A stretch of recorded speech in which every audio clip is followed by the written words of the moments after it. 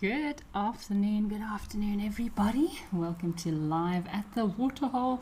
We have started at Oldonyo over in Kenya. It's been a very busy location the last 24 hours, Oldonyo. We've had lots of giraffe activity, and we had an interesting tusker that came to join us yesterday afternoon as well. So my name is Kerry Dupree, and I'll be joining you today here live at the Waterhole. Don't forget that this is a live and interactive experience, so that you can send through those questions and comments, join in the conversation. If you're using Twitter or X, don't forget to use the hashtag @WildEarth, and you can also send through those questions and comments on WhatsApp as well. So send those comments, send those questions, join in the chitter-chatter of the day. What a lovely sunny day it is today. The WhatsApp number is on screen now, so you're welcome to copy this number and send through those questions and comments. Help me keep my day entertained by asking some questions.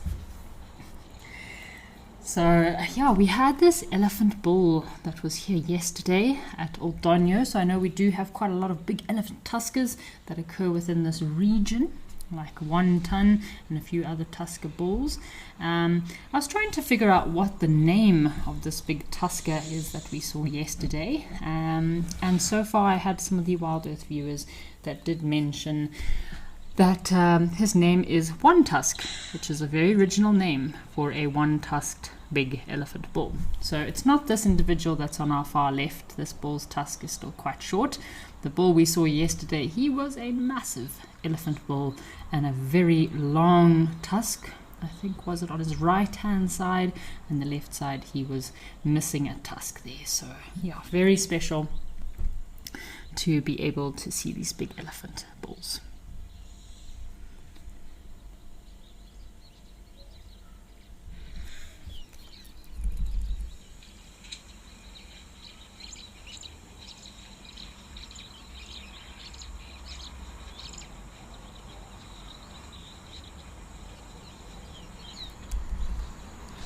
Lovely way to start the day today. So yesterday, I don't know what was happening yesterday here in Oldonyo. We had lots of giraffe bulls. There was probably at least 10 to 12 giraffe bulls that all pulled in to the watering hole all at the same time. Today it seems like we've got a mixture of female giraffe. There's one male giraffe that's closest to us. So yeah, lovely to see a variety of giraffe coming in. There must be a giraffe conference in the area or something. I wonder why all these giraffe are around. Look like they're a little bit skeptical to drink with the elephants here, which I'm not surprised. Oh. And these testy young bulls also being a bit rude as well. Good afternoon, Catherine. Welcome, welcome.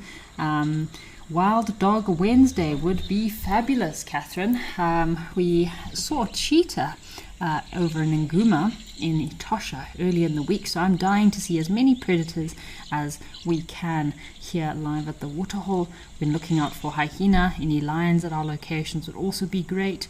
But speaking about wild dogs, sounds like they managed to find some wild dogs this morning. Very brief sighting over in Mabula. Ralph and BK had some wild dog luck on Wild Dog Wednesdays. I'm very jealous of them. I haven't seen the morning drive yet, but I'll definitely go and give it a watch after the show. But apparently it was a very brief sighting, just quickly in the mist, and as Mabula does when you have great sightings, the signal seems to suffer quite a lot. So I don't know if it's very rude, Mr. Elephant Bull. So yeah, I don't know if they got too much of a visual of those wild dogs, but still very rare to see those wild dogs in the mist in Mabula. What a lovely sighting. It's been very rare to see those wild dogs, very elusive. We suspect that they are trying to find a new denning site up in the mountains of Mabula. That there's a bit of a mountainous belt that goes through the reserve from north to south, separating the reserve. And yeah, this is an area where the wild dogs like to den and have previously made dens in the past. So yeah, fingers crossed, maybe in a few months we'll have some little wild dog babies running around Mabula, little wild dog pups. So Wild at Heart, thank you for joining this afternoon, as well as Laurie Ann. It is lovely to start with these elephants and some lovely giraffe. And yes, Wild at Heart, it is Wednesday, hump day. I hope that everyone's worst days of the week are behind them, and it's all downhill from here into the weekend. So yes, looking forward to a very peaceful viewing experience of Wild at Heart, and just enjoy ourselves here live at the waterhole while we watch these elephant bulls. There seems to be a little bit of a, I would say, dominance display going on here between these three bulls. They all want preference and priority over the prime drinking spot at this watering hole.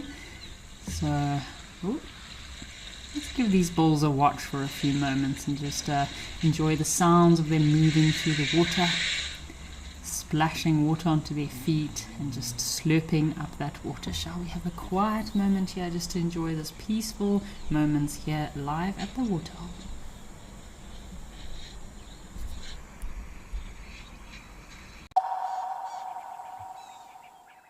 Join Wild Earth Travel on a unique nature adventure in the Greater Kruger Park. Legendary master tracker Renius Mhlongo leads a 4-day animal tracking experience in the Sabi Sand Nature Reserve. This experience offers a life-changing chance to track Africa's iconic animals on foot with a master of his craft. Renius is joined by Wild Earth presenter and expert storyteller Amy Krantz, and together they will connect you to Africa's wild heart. At Wild Earth, we believe every story has the power to create change. That's why we've launched the Wild Earth Impact Foundation, a non-profit dedicated to conservation and social impact. By showcasing conservation stories, we can change lives, protect nature, and empower communities. We have partnered with Empowers Africa to accept tax-deductible donations from US donors. Your donation will help fund critical programs that support our mission. Join us and be part of the change. My full name is Mpho Tikani. I grew up in Soweto. My first animal that I filmed said to dog. Okay, no, it's my first animal that I filmed, I think it was an impala. Best sighting ever, I would say it was actually this year, 2024. But it was at this Cedric when we had Muluwati and TP on a warthog kill. I think we have to cut it.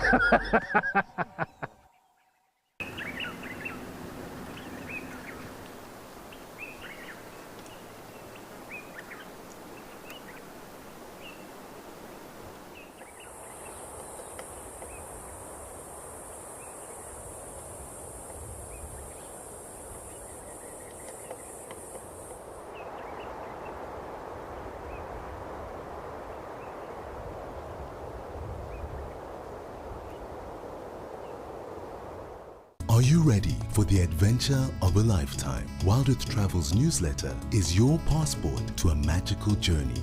Explore exclusive travel options featuring special offers at stunning Wild Earth locations and all hosted by your favorite presenters. Don't miss out. Head over to our website and subscribe to the Wild Earth Travel newsletter today and stay in the know on all our unforgettable adventures. Wild Earth Travel, where Africa comes alive. Safari this morning at our locations. If you're all watching, obviously I mentioned about the wild dog sighting over in Mabula, which was very exciting. Awesome to see those wild dogs, even if it was brief. Over in Sandringham, Taylor also found the Black Dam male lions, or a pride of lions, sorry. They were very relaxed, lying on the road. Some lovely photos there. And there was the white lion was also present within that group. So the young male white lion was also present there. I know they've been looking for that white male lion. So pretty cool to see those Black Dam males with that young white or linguistic male lion. They seem pretty chilled, pretty relaxed, just lying in the road. Then a bit of an update from Cedric. Cedric also found Kachava. So I know Kachava was also seen yesterday morning. So I guess Kachava's been out and about and around. Nice photos of Kachava just lying up in a tree. So Kachava had her male cub with her, resting up on the road. Yeah, very cool sighting. So lots happening at Sandringham, lots happening on our locations, and yeah, very exciting to hear about those wild dogs over in Mabula.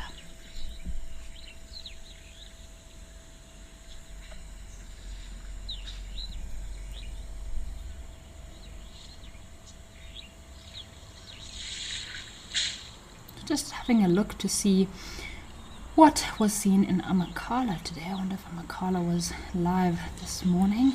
Not seeing too much updates from Amakhala, so maybe they're having some bad weather. Looks like some bad weather is rolling in. We had some rainfall yesterday afternoon. This terrible storm rolled in, thunder and lightning all over the place. Yeah, so looks like we might be having the last rains of the season.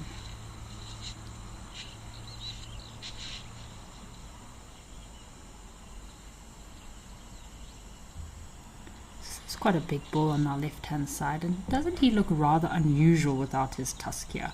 Again, it is common for elephant bulls to lose their tusks when fighting.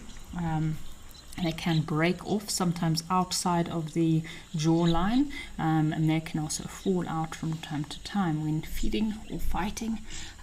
You do get a lot of tuskless females, female elephants. It's very common to get these tuskless female elephants.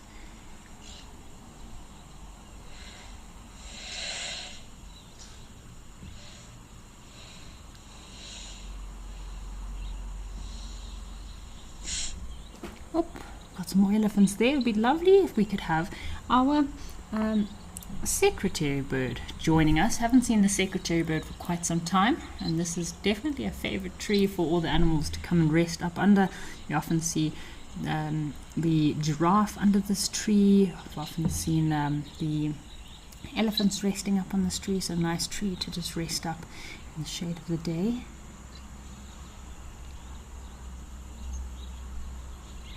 Oh, and our little family of guinea fowl have just arrived. So it was quite funny yesterday, Shame. These guinea fowl, it was a busy watering hole here in Oldonyo yesterday. There was lots of giraffes, so the poor guinea fowl didn't have much of a chance or an opportunity to come down for a drink. And when they finally did come down, there was an elephant that chased them away. Shame, poor things. They just wanted to come down and have a lovely drink. And of course there was an elephant decided that he didn't want to share his watering hole.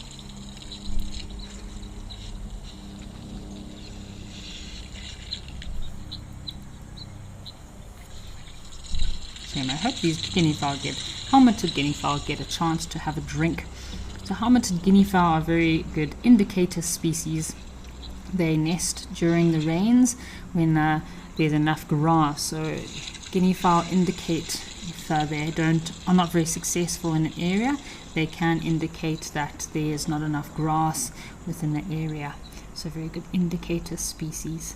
Although lots of predators out there wanting to eat a little baby guinea fowl.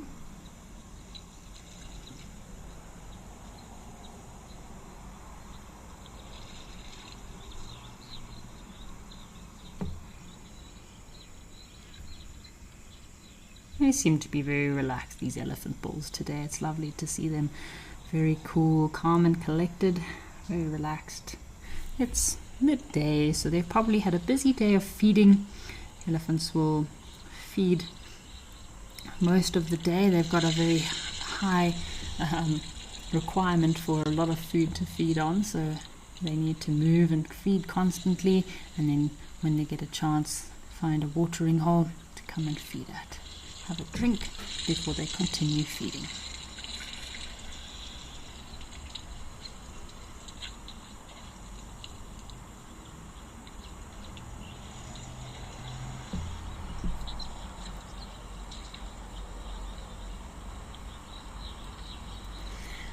So Jacqueline is asking an interesting question. So I think Jacqueline is asking, why don't we have high water sources for giraffe?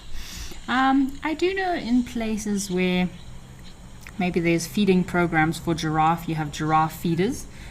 We used to have one outside of my family home growing up, and not just was it to help the giraffe so they weren't bending over all the time, but it was also to give them a chance to actually feed.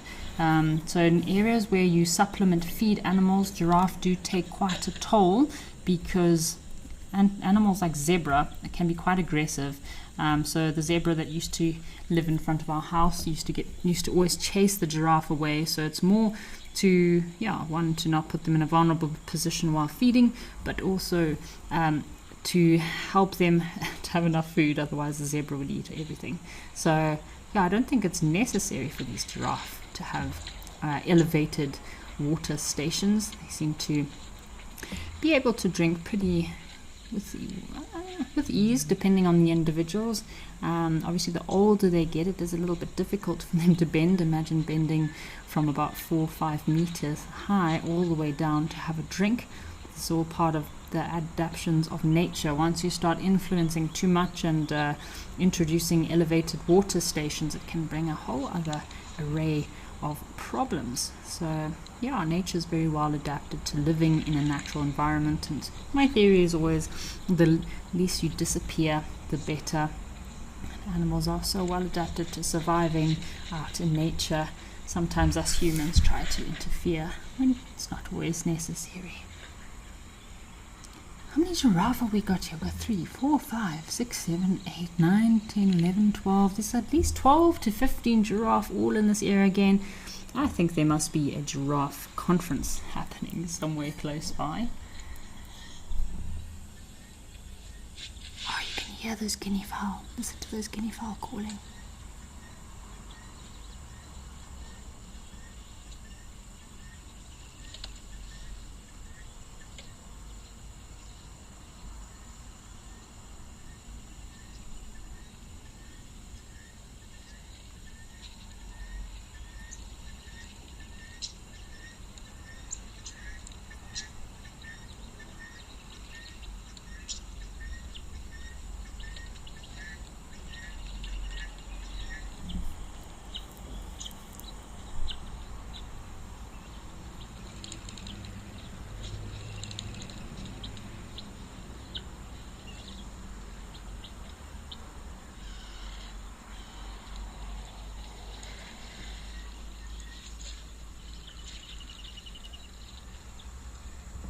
Just enjoying listening to the sounds of those helmeted guinea fowl calling in the background.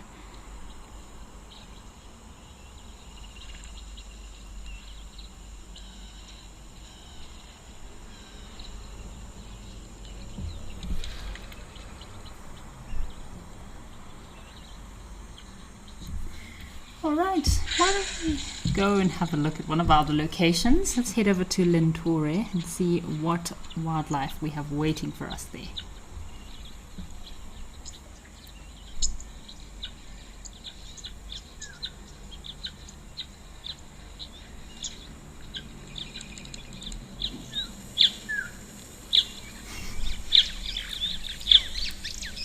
What a surprise! Have a look what we have here. A little terrapin.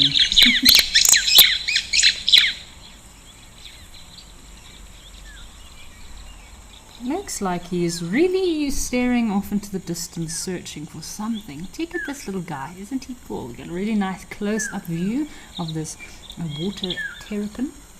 I was checking out the Africam Instagram page last night. I saw that Lentore is very well known for leopard sightings and caracal. I always suspected this watering hole would be a perfect place for caracal to come down, and I did actually see a video, or a picture was it, of a caracal here at Lentore, and quite a few young female leopards also frequent this watering hole. So it's amazing to go and have a look at the Africam Instagram page. You can see what's happening all over the Africam camera locations. Isn't that awesome? So this water terrapin is a semi-aquatic turtle almost. So they live in fresh water habitats, rivers, ponds and lakes. They have a terrible smell that they excrete when you pick them up. It's a bit of a defense mechanism to protect themselves.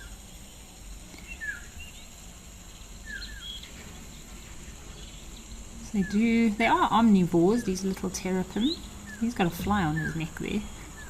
So they are omnivores. They do feed on a mixed variety of plants, small fish, little insects, mollusks, and even crustaceans. I've seen a little terrapin feeding on a baby crab once before. It was quite an unusual sighting. This little crab had the advantage of being faster than the terrapins. The terrapin had to move quite quickly, and it was a bit of a battle of the beast with this terrapin and a tiny little crab. Unfortunately, the crab did become the terrapin's lunch, but he was just a small little crab, so I don't think it would have filled up that terrapin too much. So if you have a look at his feet, you can see a bit of his front foot there. They do have webbed feet, which does help them swim, so they're very efficient swimmers. Of course, they have their very strong shell, which does form a protective layer to help protect them from predators. Although it doesn't always help very much. I've seen lots of predators trying to eat terrapins. The female terrapin will lay her eggs in very soft sandy soil near water, so there's lots of nice little sandy spots around this watering hole. So the female will lay her eggs in soft sand near water, and as soon as the hatchlings are independent, they can very quickly move to the water and be independent very shortly after hatching. Oh, thank you for that information, Catherine. Apparently there's also been striped hyena here at Lintore.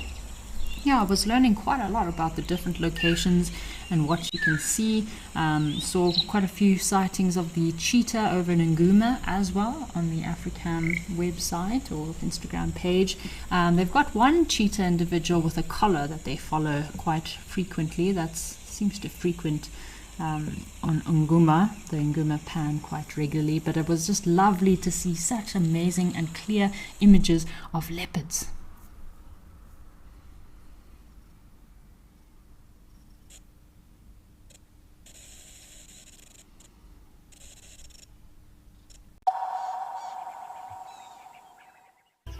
South Africa's wild places are closer than you think, because Federal Airlines brings them to you. From the calm of our FedAir lounge to the smooth boarding of our trusted fleet, we take care of the journey so you can enjoy the adventure. Our flights go beyond the ordinary, connecting you to South Africa's most remote and extraordinary locations. Federal Airlines, your gateway to the South African wild.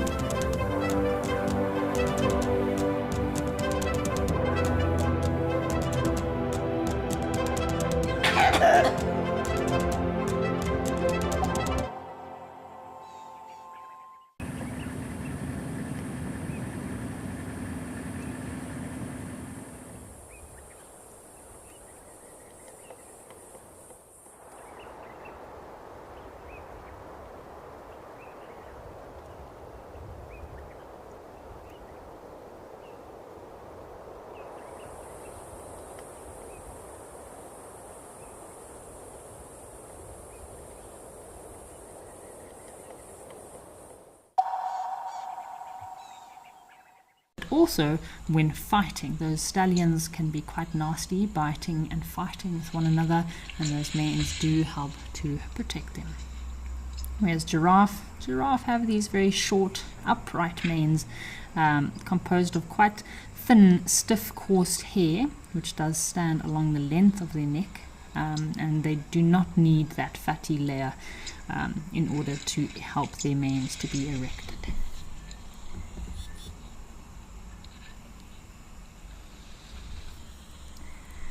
This elephant bull is very relaxed. I don't think he's moved in the last 10-15 minutes. He's just here enjoying himself, having a good drink.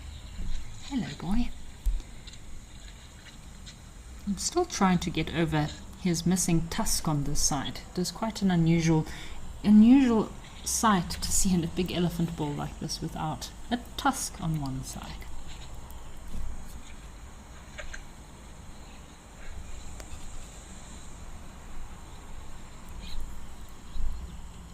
He's giving us a bit of a sniff. These elephants have such thick skin. Look at those rolls and wrinkles of skin on this elephant's leg and on his bottom there. So they do have this wrinkly skin that does play quite a crucial role in their survival.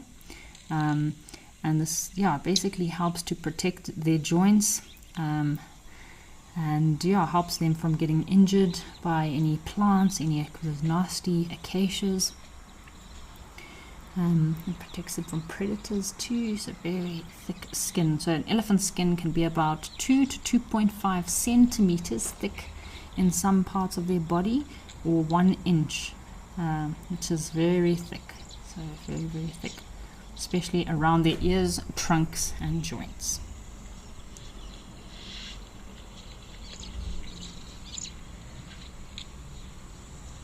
And we can't see this elephant's skin that closely, but elephants do have tiny little hairs on their skin, especially on their trunk. They have a lot more hairs on their trunk than the rest of their body, but you still see tiny little hairs covering their body, which are coarse, quite coarse, and they do help to thermoregulate and are sensitive to touch, so they know if something is touching them. They can get a bit of an early warning system.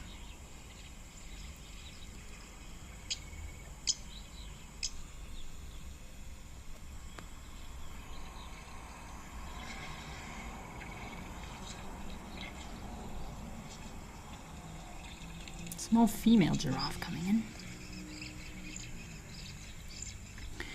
Alrighty, why don't we head across to Tembe Elephant Park with some elephants and see what's happening in Tembe.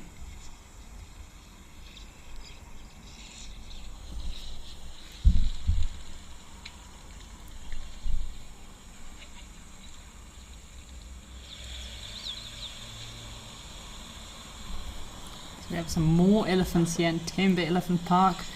They look like they have just come from a pool party or a lovely mud bath.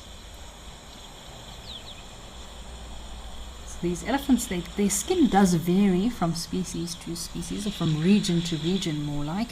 So it does vary from a greyish to greyish brown colour, but most elephants look the same colour to me, that grey colour. Just the soil in different areas can throw you off a little bit, make you think that elephants are a different colour.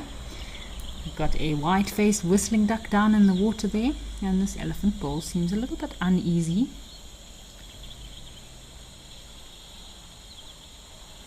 So even though these elephants have very thick skin, it is very sensitive. So their skin has a very dense network of nerves, very highly sensitive nerves, so that they can feel anything on their skin. So these little nerves work together with those tiny little hairs that I mentioned to help the elephants to sense anything that might be touching them or on their skin. And they're very good at healing themselves, these elephants, so they can heal from wounds relatively quickly, even with deep injuries or scars. I've once seen an elephant bull. His name was Tembe. He was a resident bull in the camp that I worked at, the Kamba camps in Odzala. And shame, he had a leg injury, so he could not walk too well. And I think another elephant bull found him and put a tusk into his thigh. And this poor elephant bull Tembe, he was not in great shape. He had a massive panel of skin that ended up flopping and falling off of his, ended up ripping off of his thigh. Must have been easily, maybe 5 to 6 kilograms of skin that I think fell off, and majority of his thigh was then completely had no skin. And it's amazing, within 6 months you could barely even tell that he'd had this nasty injury in his thigh. So yeah, it's incredible how animals are so resilient.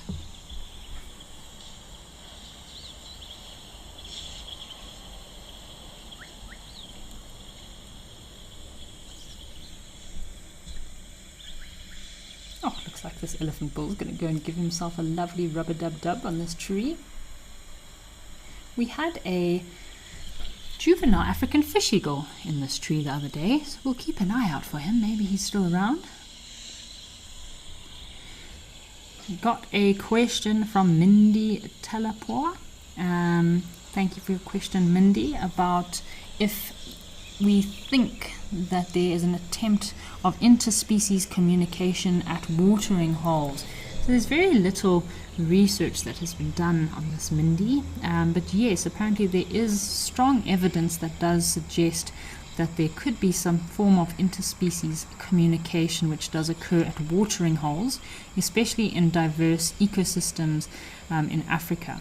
So these gathering areas, mineral lick areas, watering holes, sodak areas create the opportunity for lots of different species to interact, and whether they directly or indirectly communicate through vocal or visual, olfactory and behavioral cues is unknown, but definitely I think these animals can communicate with each other through visual communication, body language, but the audible communication between these animals is still so much to learn, so much to study.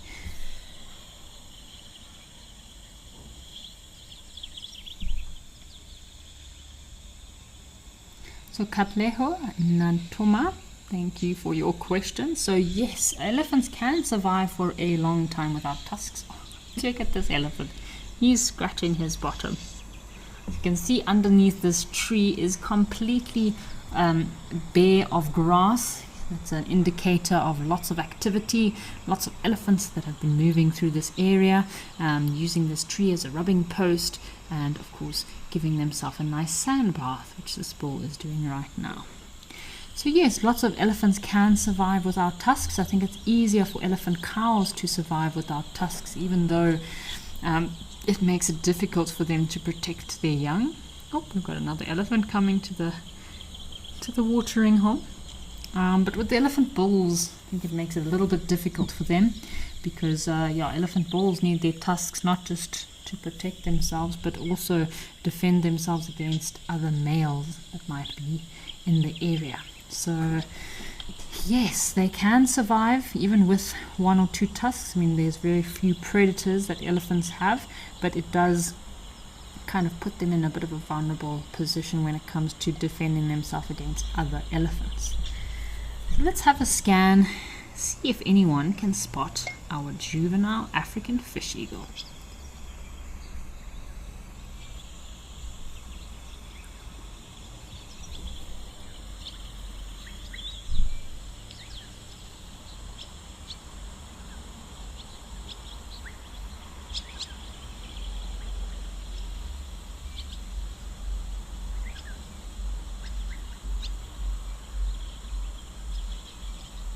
We've also got some impala that are joining us at the watering hole.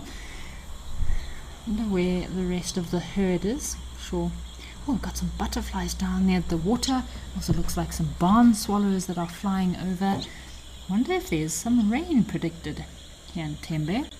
You know, these barn swallows, lots of swifts and swallows can be known as the rain birds in a lot of African countries because they bring the rains or arrive just before the rains.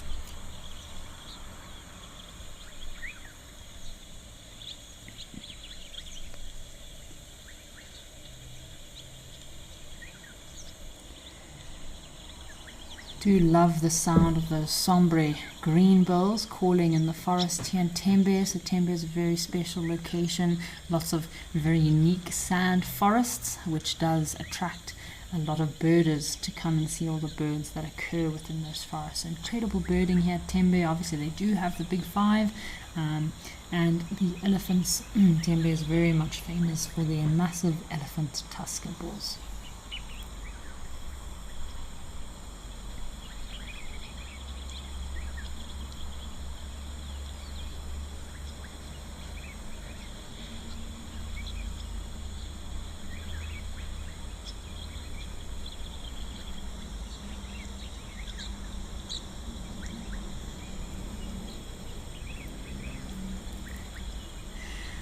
So folks, it seems like it is mud wallow time for the warthogs over in Oldonyo. Let's go and watch the warthogs have a mud bath, shall we?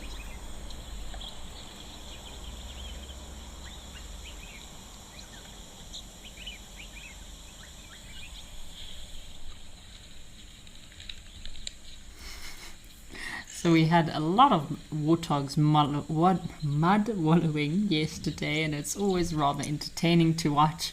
Always brings a bit of a smile to your face. I love the tails wagging all over the place. Here's some warthogs fighting, if anyone asked. We had a viewer asking the other day about warthogs fighting, especially the juveniles among siblings. There can be squabbles from time to time, or if the female warthog gets a little bit enough. But yeah, let's just watch this family of warthogs having a good mud bath, shall we?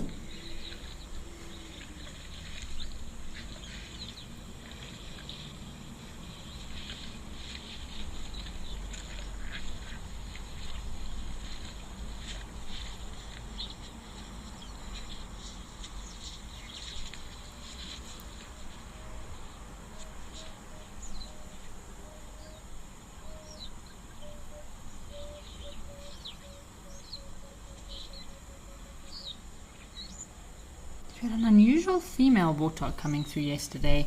So this looks like the first 3 culprits we had also coming for a mud bath yesterday, and there was another female that came just before we ended the show. She had quite cool tusks. So male warthogs are known for having much bigger, thicker and longer tusks than the females. Oh shame, this girl is being harassed by the ox pickers. But yeah, females are known to have much smaller tusks, but it is quite cool. From time to time you do get a female that might have quite small and tightly ringed tusks, so tusks that kind of are very tight in a circle. Yeah.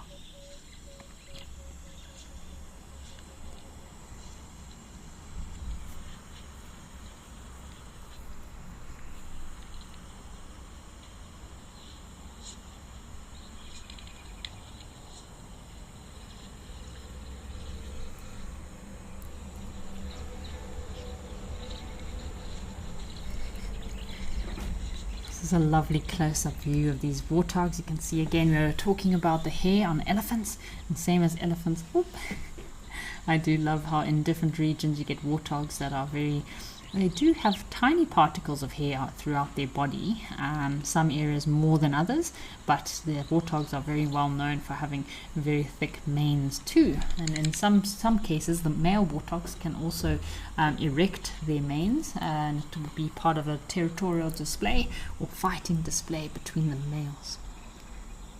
You can see this is a young male here, so it's probably the sub-adults. They look like they're maybe a year old already with their mother, just off in the background there. We had some individuals yesterday with very long whiskers. I love the whiskers on the side of their face. Again, all this hair can be a form of protection for these warthogs. Warthogs also have very proactive tear ducts, so they look like they're crying quite a lot, especially the big male warthogs, and that is just to help to remove the sand from their eyes. They spend a lot of time digging in the ground, and that just helps with their sand. We've got very handsome or beautiful giraffe legs in the screen here.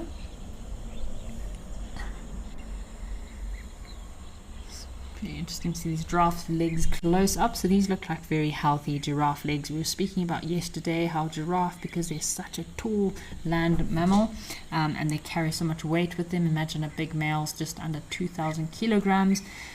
They can develop arthritis in their joints, but these look like very healthy and very beautiful giraffe legs.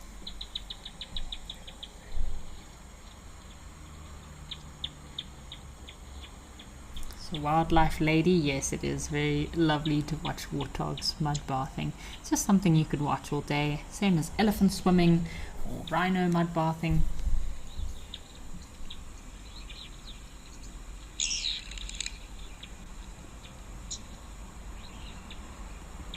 So the warthogs are pretty lucky this time of year. You can see there's lots of grass around, so they can pretty much just feed and forage as they move. But as the seasons change, they start having to go down lower onto their haunches and really dig away to get at the roots. But this time of year, when the land is full of greenery and food, they are quite spoiled that they feed mostly on the tops of grass and grass seeds, and then in the dry season they do have to adapt to feeding on roots and tubers. Warthogs are omnivores, so they do also feed on meat from time to time, as with most pigs.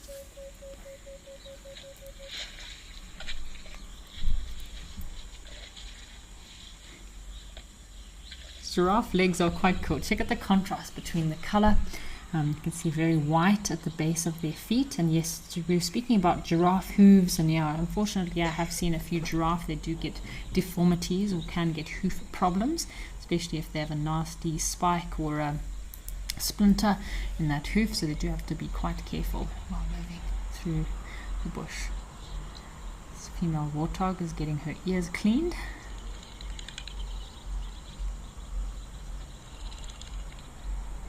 You have to pay for that in the human world. Aren't warthogs and animals lucky? They get a free cleaning service. No spas, no doctors necessary. Just these little birds, little oxpeckers that just clean away for free.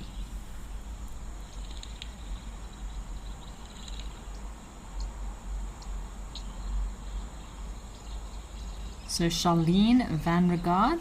I wouldn't say these are big warthogs. Yeah, these juveniles can weigh anything between 20 to 30 kilograms, a big female, but a big male warthog can weigh up to about 40 kilograms, so they're still small. Again, it seems like one female with her sub-adults that are just over a year, so they're little piglets from last year. They're quite big already. Looks like they're getting tusks. Got a few female giraffe here. So again, we were talking about the difference between male and female giraffe. So have a close look at the ossicones. These are two female on the right and a big male on the left.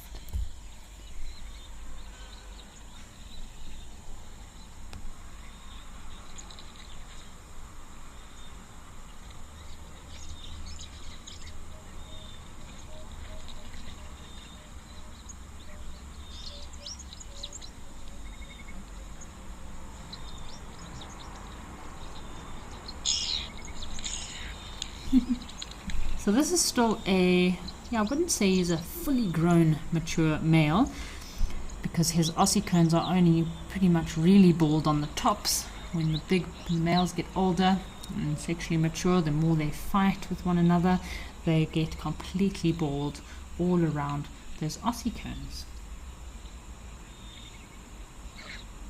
So Gina Biddle, yes, these oxpeckers here at Aldonio, seems like they have a very healthy oxpecker population here in Aldonio, because even the giraffe, if you notice, when the giraffe go down to drink, they really get harassed by these oxpeckers.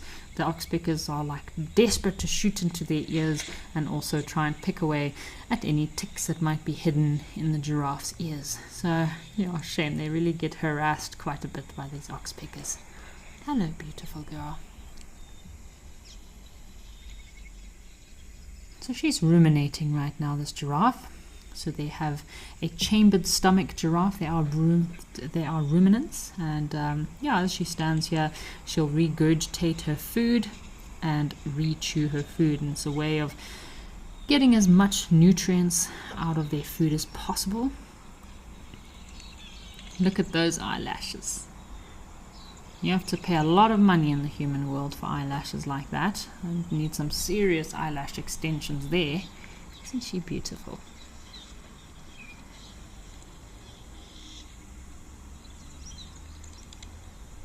So we have a question from Adrian.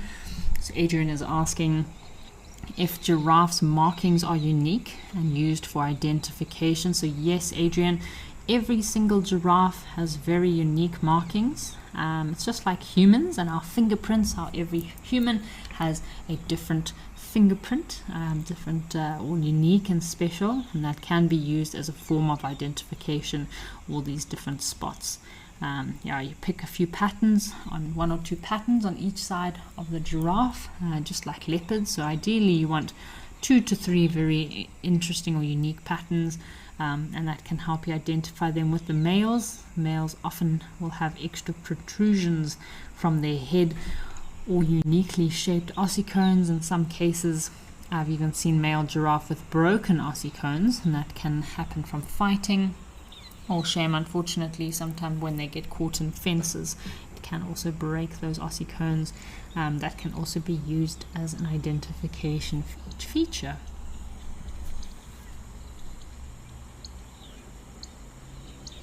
Look at those oxpeckers busy combing their bills through this fur of the giraffe, looking for their breakfast. Although you can see there's a lot of ticks just between this giraffe's legs there. It might be a bit difficult for them to hold on, so they've got these special adapted feet, oxpeckers, in order to be able to hold on to the body of the giraffe.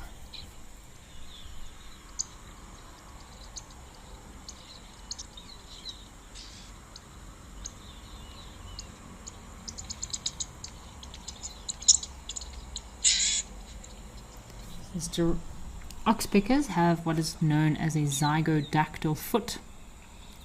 So it's almost as if it's in a K shape. So these feet have 2 toes pointing forwards and 2 toes pointing backwards. And this arrangement does provide the ability for them to have a very strong grip and be able to cling onto their hosts while the animal is moving. So even while the animal's walking, this unique foot structure of these oxpeckers allows them to hang on for dear life as their mobile restaurant or host species that they are feeding on is moving. So they, in conjunction with these interesting foot structure, they also have very strong curved claws. So these curved sharp claws do help them to dig into thick skin and fur, giving them stability as well.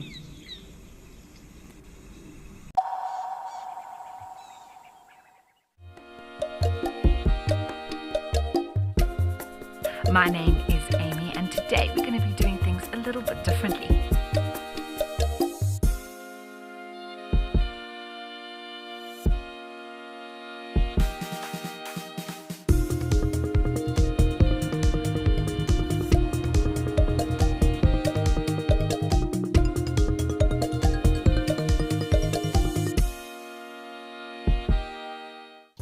Every guide in Africa has been on an endless quest for the ultimate bush wear. Until now, Rugged Wear has a huge range of amazing bush gear for every wild situation. In the midday heat, those chilly winter mornings, in the storms of summer. Rugged Wear has the bush kit for every wild occasion. Locally made in South Africa, crafted with precision, stitched with quality. My full name is Tikani. Best part of my job is coming to see nature. Worst part of my job is logging. That's the worst thing ever, because you have to log amount of footage. You sit in front of that computer and you think of deleting the footage, but no, they need the footage. If I want a camel, probably a soccer player.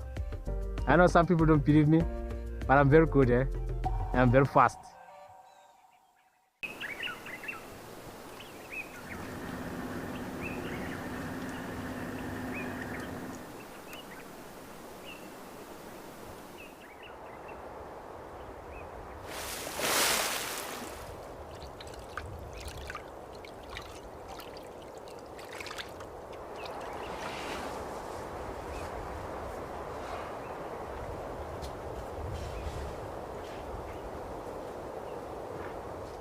We are thrilled to announce our new exclusive feature for YouTube members and explorers.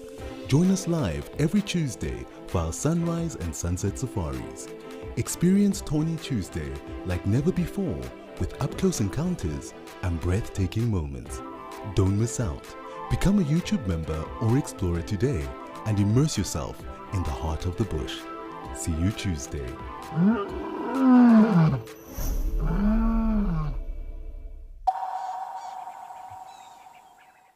spa treatment.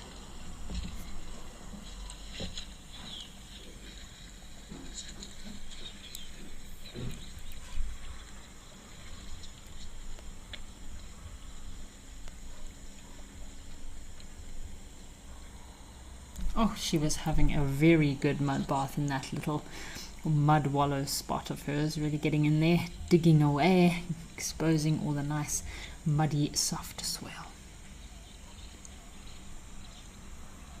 We've got a Cape turtle dove or ring-necked dove. It'd be lovely to see our wattled starlings. Another elephant has come back to join us. Looks like our same elephant bull that was just here earlier. And on the left we have a male giraffe that is displaying what is known as Flehmen grimace. This is when the males test to see if the females are in season. So he'll be smelling her urine, and in some cases it's not very pleasant, but in some cases I have seen male giraffe also licking the female's urine or drinking the female's urine as she urinates, which is not a very pleasant thing to watch, but that's how the males test to see if the females are in season. And the female will tolerate all the young bulls pestering and following her for days and days, and eventually when a male to her suiting finds her, then she will allow him to mate with her. So the mate selection is up to the females in giraffe.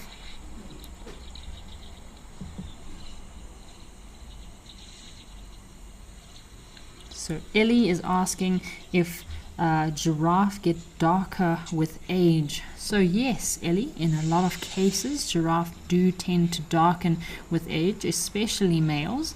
But again, as I mentioned, that doesn't necessarily mean that you don't get dark females. So this change is most notable in the Maasai giraffe and reticulated giraffe, but it can occur in any species.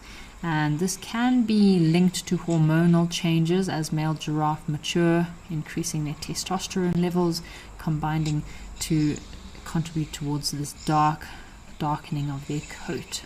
And this is why you get a lot of dark colored bulls, which might appear much darker than the younger bulls. This can also be a visual form of communication between giraffe. It can indicate dominance, sexual maturity, and ward off other males.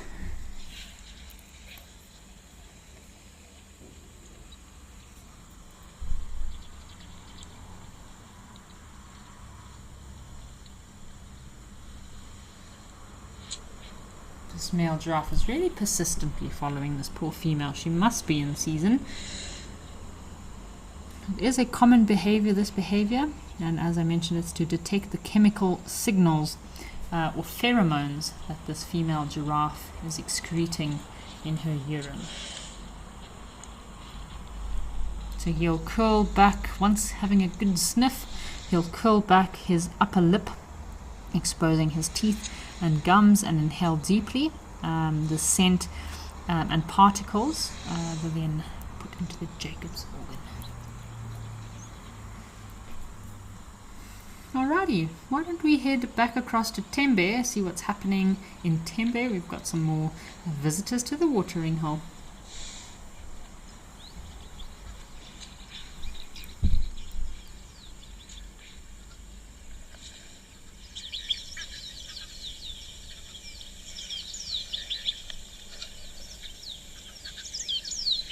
Oh, looks like we've got some impala and some zebra here at Tembe. Nice to see zebra. You don't often see zebra at Tembe. We were talking about Nyala yesterday and how this is a very popular place in Tembe to find a Nyala, perfect habitat. They're like these thick, very well vegetated areas. This is probably a little herd of impala that's all scattered across this open area. You can hear some Egyptian geese calling. Maybe if we're lucky, our white-faced whistling duck might give us a bit of a vocalization.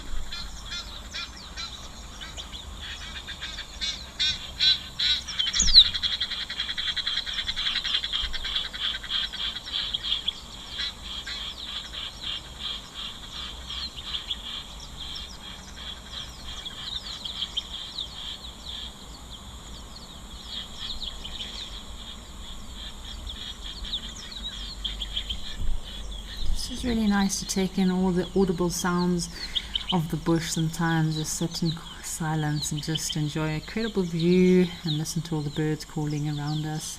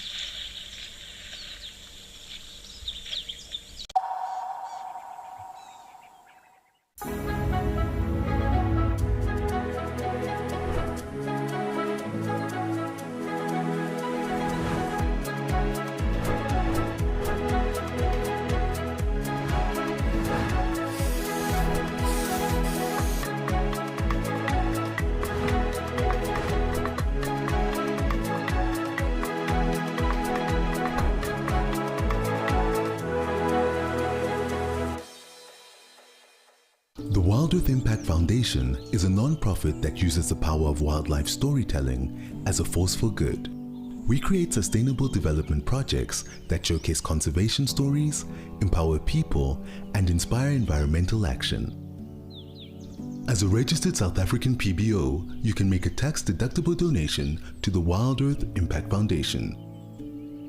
To find out more, visit our website.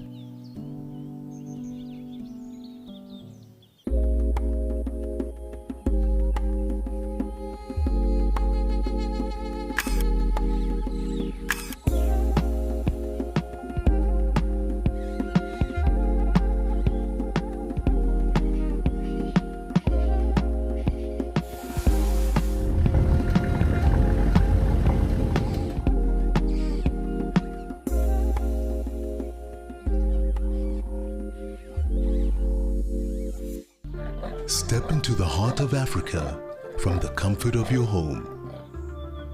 Female leopard tracks over here. Join our expert guides for a live 3-hour safari where every moment is real, unscripted, and unforgettable. Ask questions, Animals rely on their senses. share your thoughts, and be part of the experience as we explore together. Safari Live.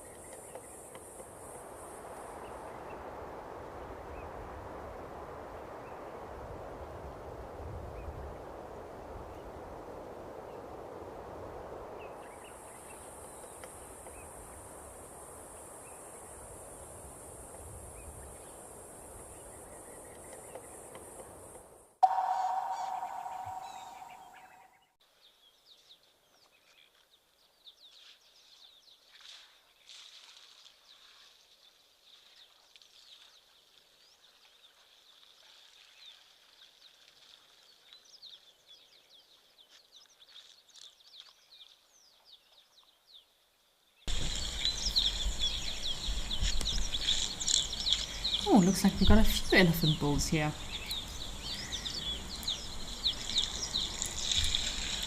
One is littering himself with dust. So dust bathing is a very good way for animals to also cool themselves down. And a lot of people think that mud wallowing and kind of splashing themselves or swimming in the water, the only forms of cooling their bodies down. But elephants will also sand bath themselves from time to time. It's a form of cooling themselves down, and zebra will also sand bath as a form of helping get rid of those parasites.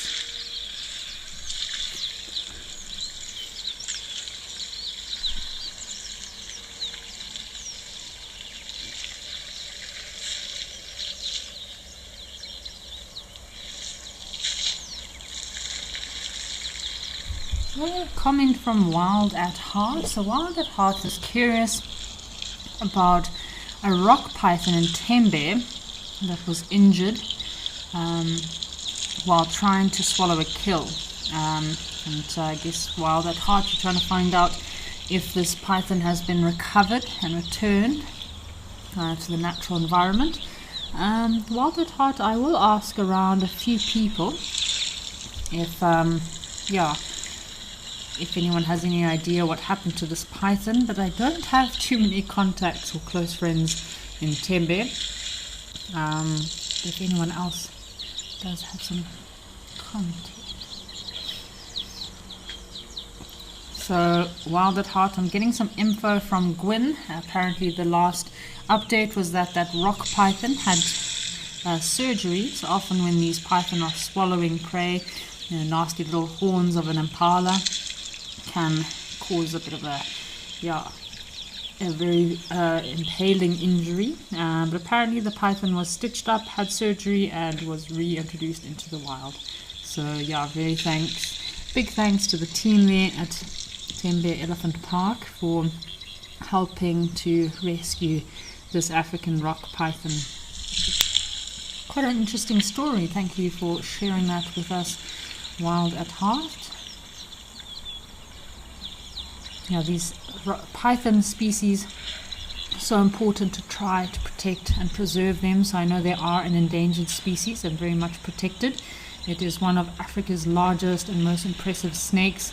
Very powerful constricting abilities. I'm not sure about in South Africa, but I do know in Zimbabwe, if you get caught with a rock python, whether you wanted it as a pet or whether you're poaching, it is a very big fine. So yeah, they always encourage people to relocate these individuals. They often can get themselves into sticky situations when they break into maybe chicken coops in villages looking for an easy meal, and that's kind of sometimes how they meet their end, or end up getting killed in a lot of cases. But I've done quite a few releases and reintroductions of rock pythons from the villages. The last one I did, she was a beautiful specimen. She was almost a golden color, so very light white golden color. And shame, she was quite stressed. She'd been in a bag for some time. She'd eaten 3 chickens, which she persisted to regurgitate when she got captured. And it was quite a few hours of arguing and trying to negotiate with the villagers to let us take the snake and reintroduce her back into the wild. So it's always a great moment when you can release these wild creatures that are so endangered and protected back into the wild. The African rock python can reach a record size of 5 to 6 meters, or in some cases 20 feet, which is pretty crazy because I think the largest crocodile ever recorded in Tanzania was 21 feet. So imagine a snake almost as long as the largest crocodile ever recorded in the world, or in Africa. Isn't that pretty crazy? So Tembe is a perfect habitat for these rock pythons. They can be found across sub-Saharan Africa. They do inhabit quite a variety of environments, including grasslands, savannas, rocky outcrops, especially near sources of water. So it's incredible how these rock pythons are so adaptable to living in different environments, and incredible how think of a snake taking down an antelope.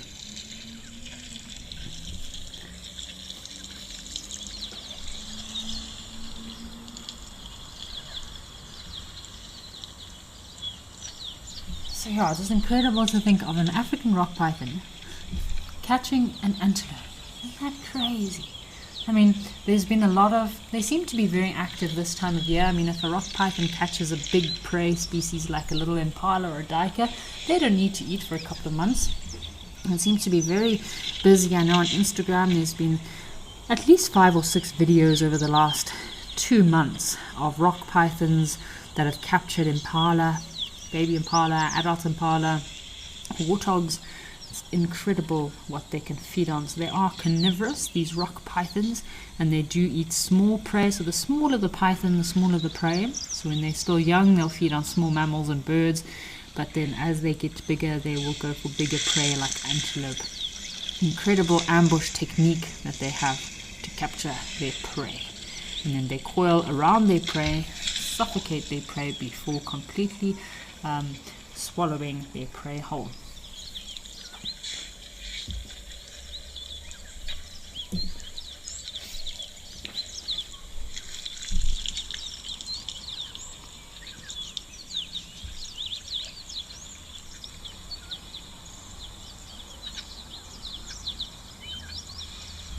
we're talking about earlier, been really focused on predators this week. We've been hoping to see as many predators we can at our locations. And here at Tembe, I have seen lions before. I do have the big five, and we were talking about the lion conservation in Tembe is managed very carefully. They do have a lot of efforts in order to contracept some of the lions and also to relocate some lions back into the area to help the population. So apparently the carrying capacity here at Tembe is 20 lions, so that's why they would use contraceptives in the case where they are overpopulated, because then you'll get problems like not enough food, inbreeding, and a lot of fighting between the males. But they can, so it's, carrying capacity is 20 males, but they have at some stages had over 50 individuals.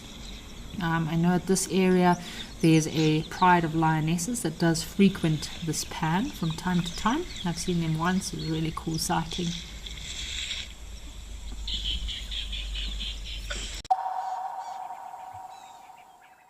Join me, Andrew Wistenholm, for an indescribable 6-night stay in the beautiful Albany of the Eastern Cape at Amakhala Game Reserve. Now, this trip is going to be action-packed with a lot of storytelling, adventure, as well as the opportunity to make everlasting memories.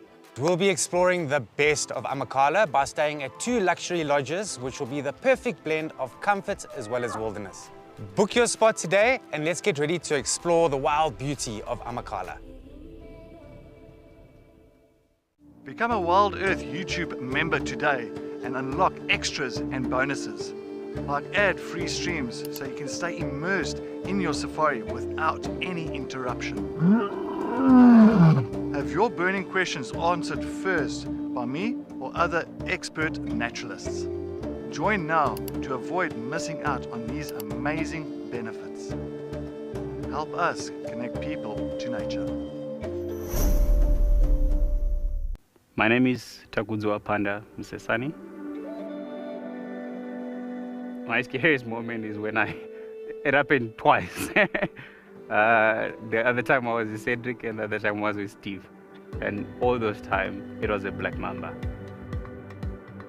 My favorite meal in camp is gonna be burger and chips.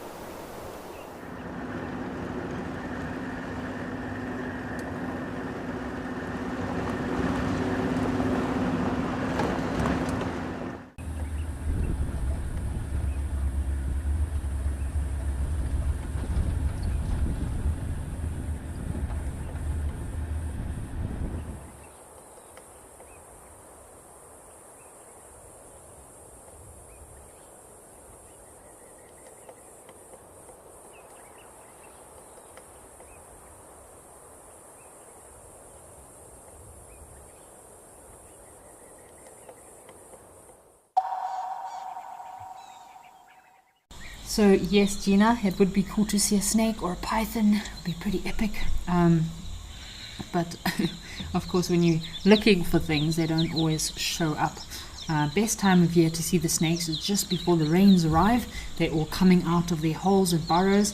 They don't want to be flooded underground, and that's the best time to see snakes. But most of the time, a lot of these creatures like snakes are often there. We just don't see them. So we've got a question from Johan, who's asking about what my bird life list is at. So Johan, I think I'm sitting at about just under 600 birds. I need to have a proper sit down and recalibrate my bird list, but last time I checked a few months ago, I was sitting at about 570. So if you are using Newman's or eBird, or I like Merlin quite a lot, it does have your bird list bird list number should be there. So yeah, my current eBird number is 567, but I know and that's on Merlin. and on eBird, but I know there's quite a few species, at least 20 species I haven't been able to log here. So yeah, I'm slowly approaching 600. Johan, I'd love to know what your bird list number is. What is your life list of birds?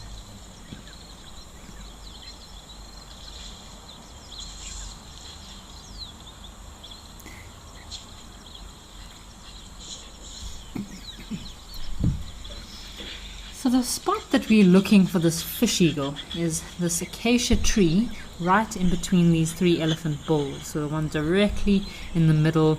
He was sitting on just a branch that was kind of overhanging at the bottom. So yeah, let's see if we can see him in any of the trees there. Where has he gone to?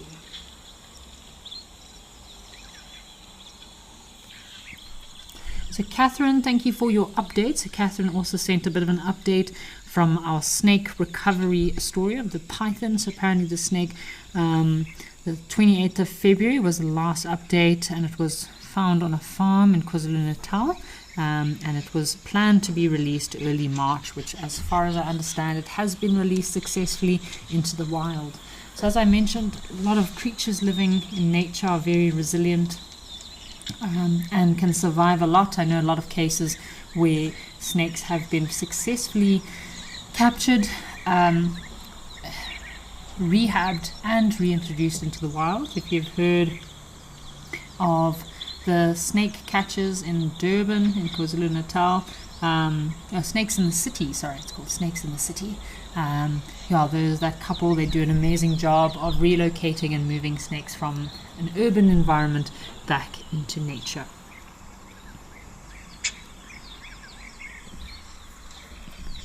So Catherine, yes, I agree with you there. Seeing snakes on safari is very awesome, but you don't always see them.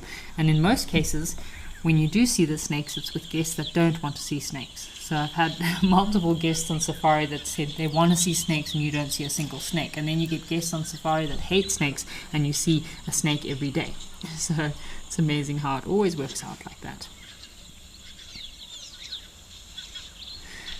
So Johan, thanks for sending your your bird life list through. So you're sitting at 422. Congratulations there, Johan. That's still a decent amount of birds.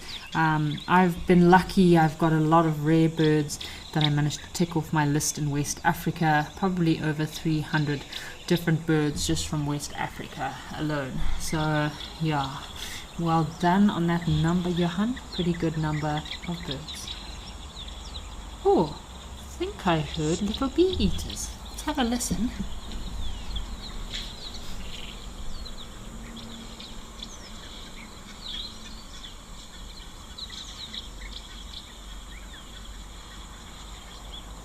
So there is a pair of little bee eaters that does hang out on this thick acacia tree just to our left, and it's also the same spot where our striped kingfisher likes to perch himself while looking for a little bit of a meal. Check out these giants. It's incredible how these elephants here in Tembe have such long tusks. Very good genetics, obviously also very good minerals in the soil. It helps them to have these long, strong tusks. Unlike our elephants in Namibia, which have very short, stumpy tusks, very brittle, break quite quickly because of the heat and lacking of minerals.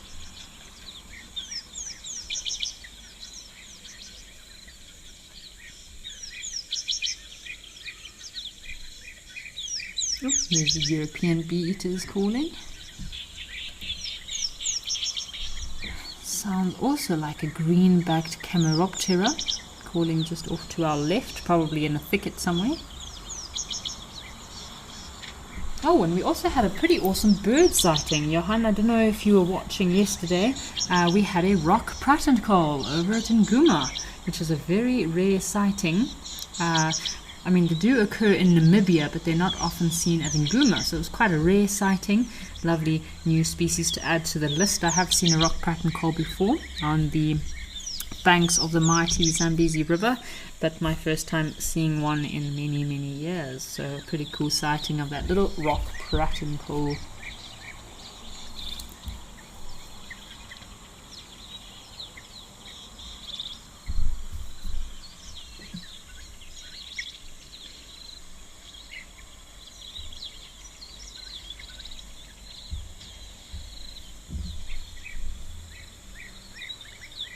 Looks like a very nice chilled afternoon here in Tende. Alright folks, why don't we head across to Tau over in Madikwe and see what's happening in another part of South Africa.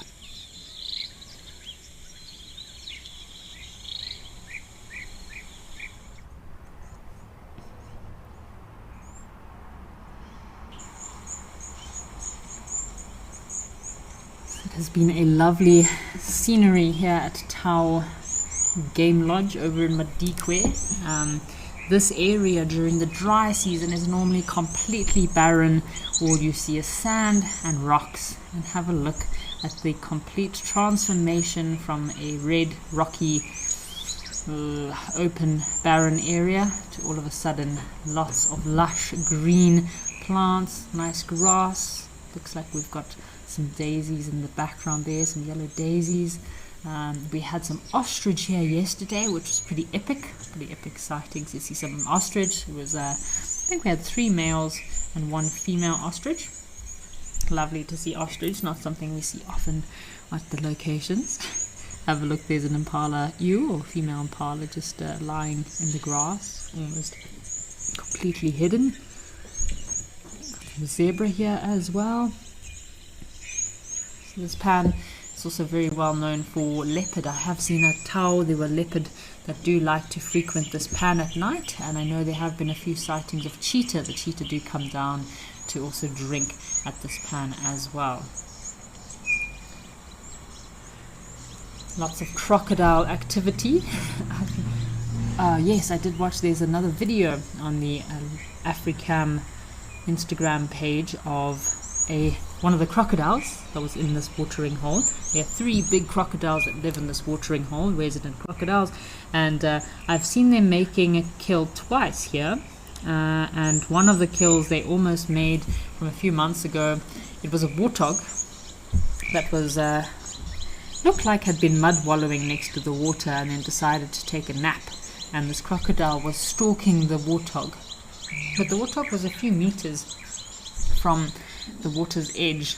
So see just kind of this this bank here. So imagine there's a warthog lying, I'd say 5 meters from the water's edge, and this crocodile just kind of creeped out of the water, completely exposed, trying to sneak up on this little warthog, unsuspecting female warthog.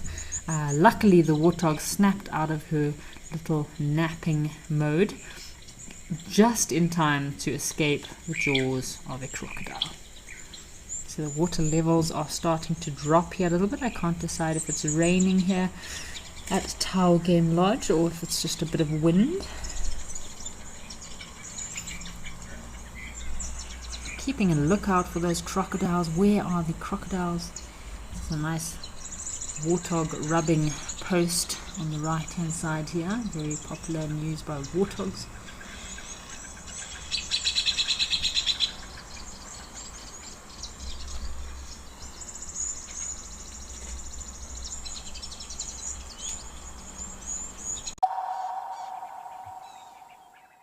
We love all creatures in the African bush, from the biggest to the smallest, including the tiny little insects and arthropods, but some of them are not as charming as we'd like them to be. So that's why I trust peaceful sleep. And it lasts up to 8 hours too, so I can stay out longer, both at day and night, and not feel like I'm somebody's snack. Become a Wild Earth YouTube member and unlock exclusive bonuses and benefits. Enjoy uninterrupted, ad-free streams so you can stay immersed in nature. Have your burning questions answered first by me or other expert naturalists. Enjoy exclusive access to special broadcasts and videos, and help us to connect people to nature.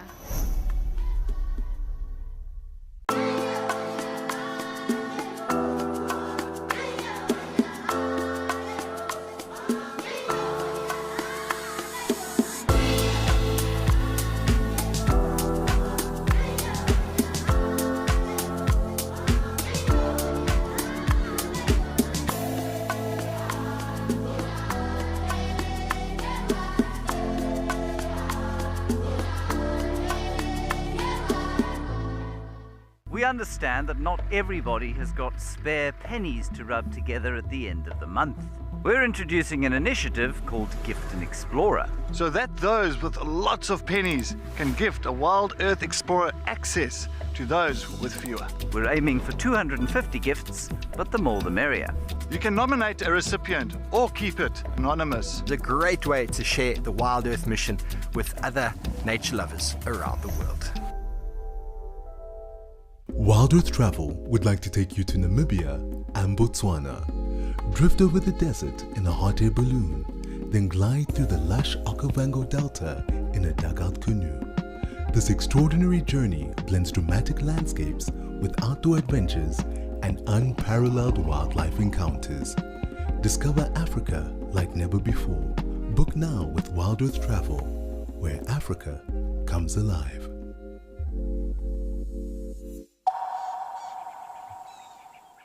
Can also be an advantage to them. Hide them under the water with all this thick grass.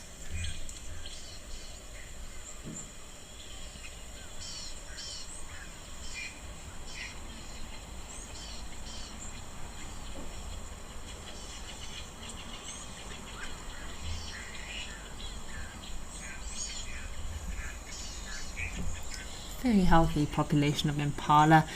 Whoa, and a waterbuck. Oh, there's a waterbuck hiding in there. Didn't even notice him. He could be lying down. I'm just seeing the horns and his head sticking up.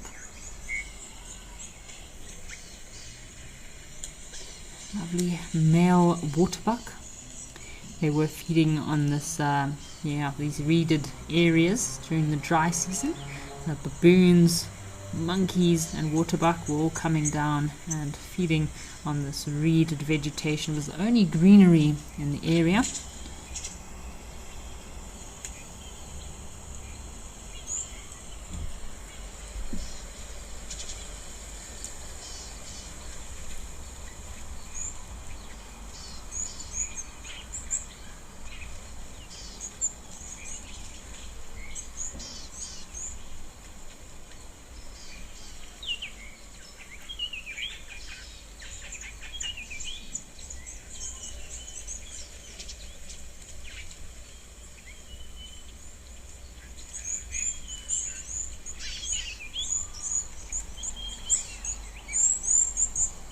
Come on, crocodiles. Where are crocodiles today?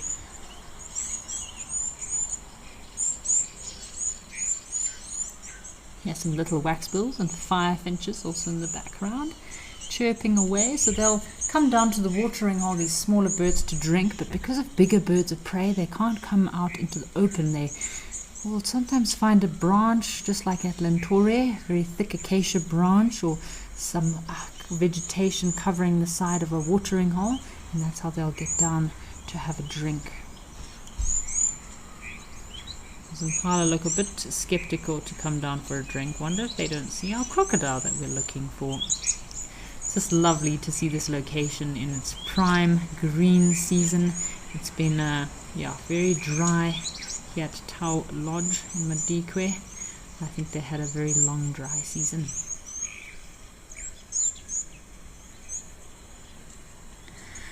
Cool, folks. We've got some activity over in Ordonio. Why don't we see what antelope has come down to the watering hole?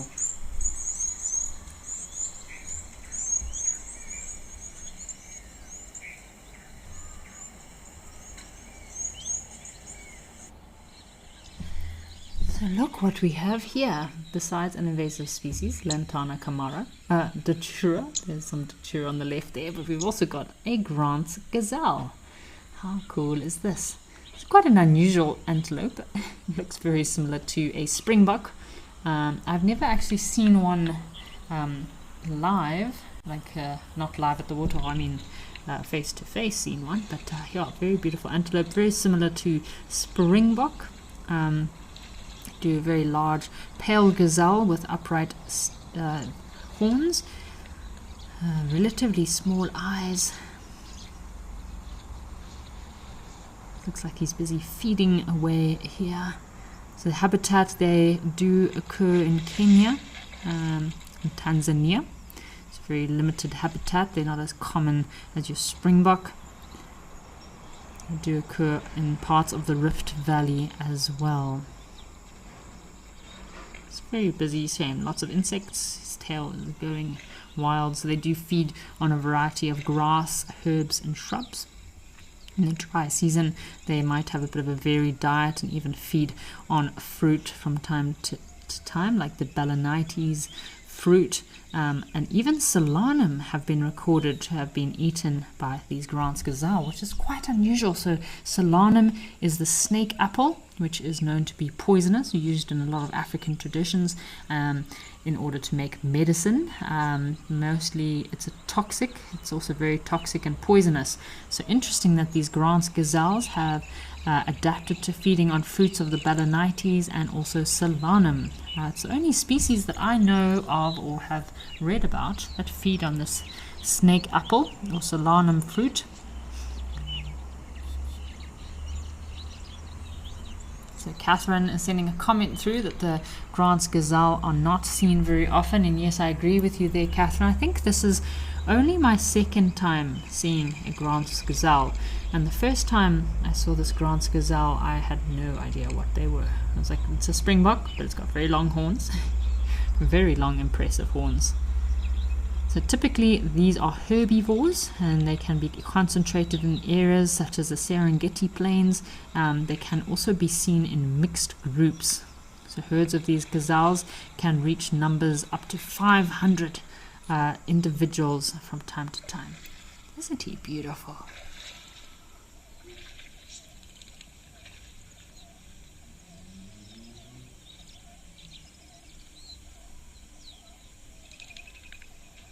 So Spas Enkov, yeah, this is a really cool sighting to see this Grant's gazelle. It looks like a male. He's in very good condition. And Spas Enkov is asking about the distribution that they occur in Kenya.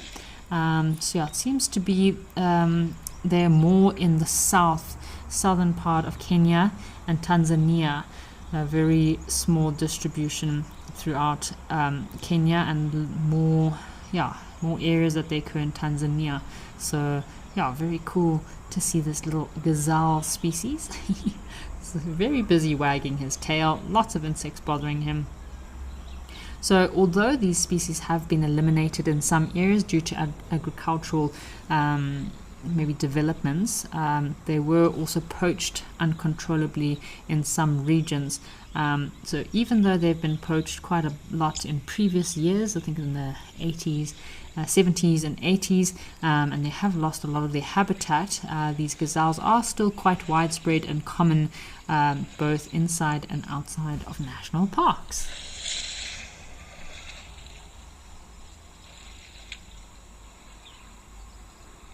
So Wild at Heart, thank you for your question about what is the difference between Grant's gazelle and springbok. So Grant's gazelle look like they're a little bit bigger than springbok. Obviously the horns are much bigger, thicker and longer than springbok, and they're a lot paler than springbok. So springbok have a lot more intricate markings and colorations as opposed to these Grant's gazelle. And of course the size, these Grant's gazelle are a little bit bigger. Got a giraffe playing right in front of us here, also probably trying to have a bit of a drink. So this is a male. I've only ever seen, I think the one day we saw maybe 2 male Grant's gazelles, but yeah, very cool to see this very rare antelope species.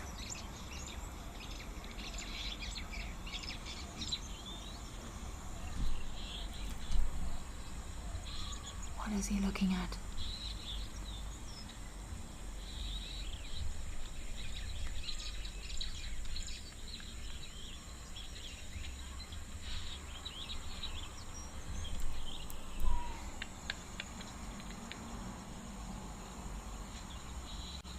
So we also have a question here from Wild at Heart is asking, do females have horns like males in Grant's gazelle?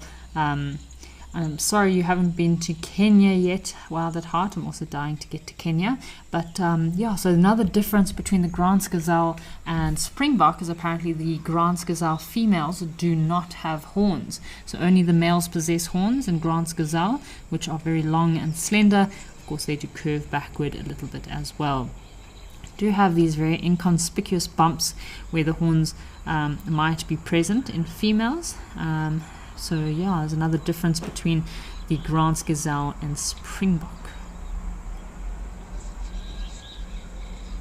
which is quite unusual because I know some gazelle species females do have horns, but in this case with the Grant's gazelle only the males have horns, and this is used for territorial or dominance displays. This male looks very impressive, very strapping young lad.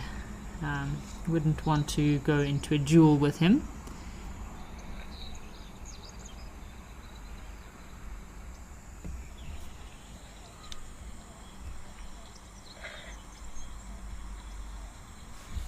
So Ellie's asking about if this is the species that jumps very high into the air.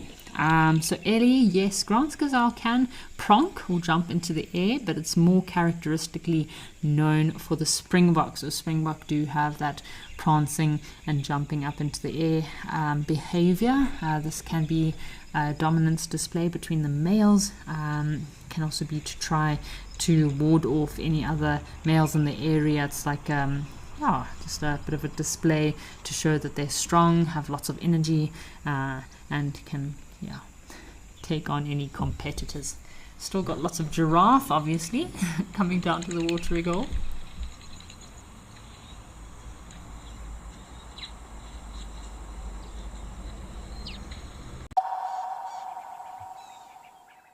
Join Wild Earth Travel on a unique nature adventure in the Greater Kruger Park. Legendary master tracker Renius Mhlongo leads a 4-day animal tracking experience in the Sabi Sand Nature Reserve.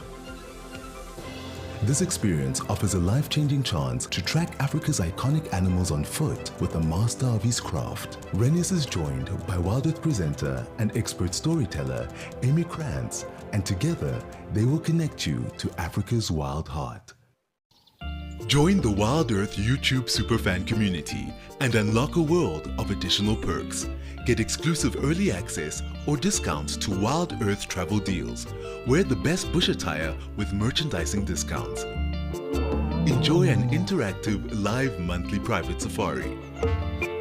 Don't miss out on the ultimate fan experience. Join the YouTube superfan community today.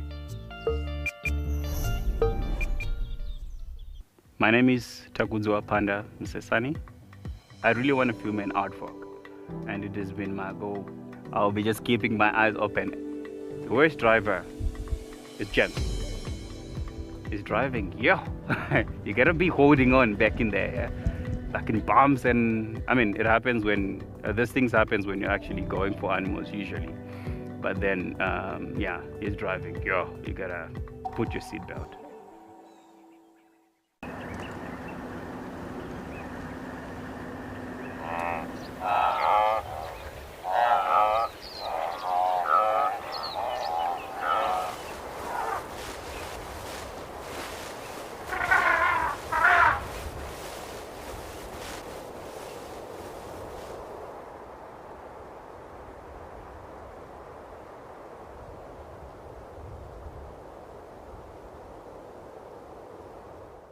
Can you hear that?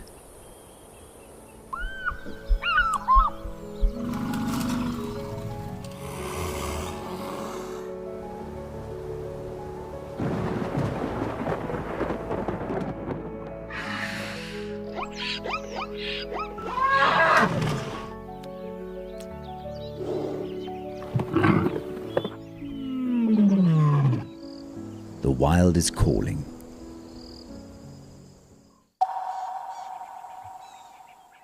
While she's in season,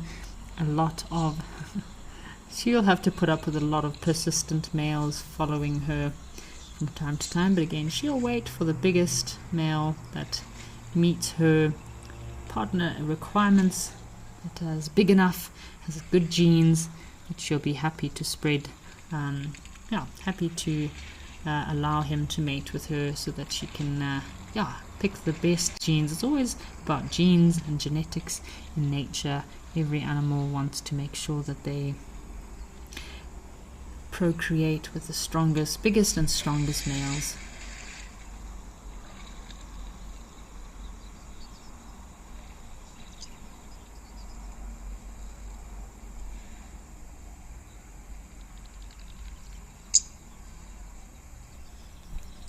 This Grant's gazelle, such a lovely sighting to see this Grant's gazelle today.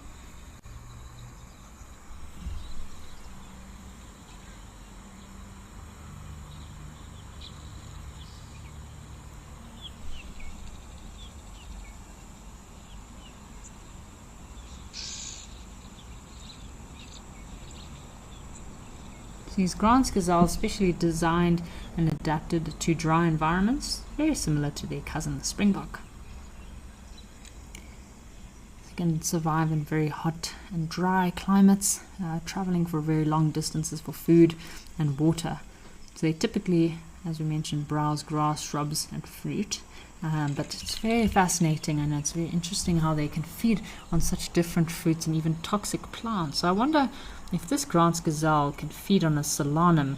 I wonder if they'd be able to feed on things like tamboti that have latex and are normally poisonous. Very interesting. They must have a very well developed and modified digestive system to handle these toxic plants. So these males do defend small territories, which they scent mark and perform their little displays of high jumps and stiff leg runs in order to deter their rivals, as we spoke about with the springbok, very similar. Mating season does generally take place during the rainy season when food is abundant, and this allows the males to have enough energy to move around and display for the females. Gestation period for the female Grant's gazelle is about 7 to 8 months, whereby the female will give birth to one calf, which she will also hide in the grass. Was it a bird?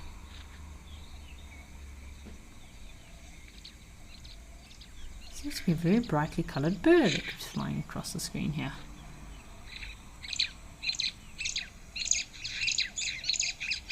So yeah, the female Grant's gazelle will hide her little one in the grass for a few days, up to a week, before introducing it back into the herd.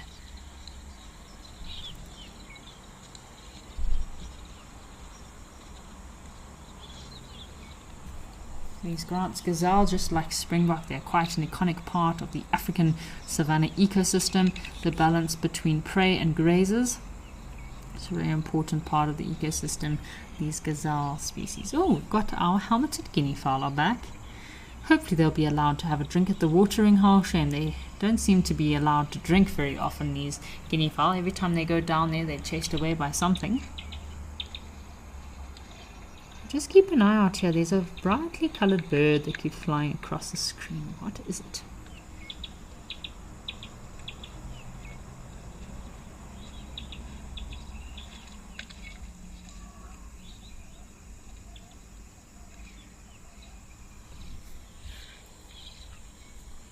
This male Grant's gazelle is going to dig himself a nice little spot and have a bit of a rest.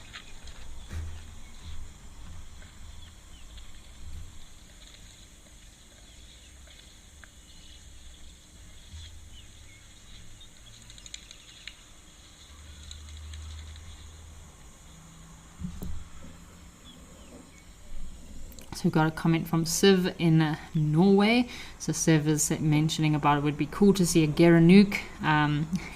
Yes, Siv, it would be cool to see a Gerenuk. I do love a very unusual antelope. It's like a long-necked impala. Oh, there we go. We've got our superb starlings. I wondered what was flying past the screen there. We had these bright birds that were all of a sudden flying across the screen. I had no idea what they were, but it looks like we got some superb starlings that have come down to the watering hole.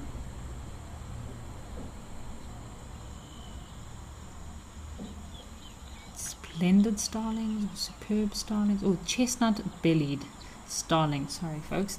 It says chestnut-bellied starlings. Nope, not chestnut-bellied. I'm sure it's superb starlings. Check out these guys. Aren't they beautiful? Haven't seen them for quite some time, so it's lovely to see them back at the watering hole here. Normally in small flocks, anything between 5 to 10 of them all at one time. Aren't they brightly colored, so iridescent.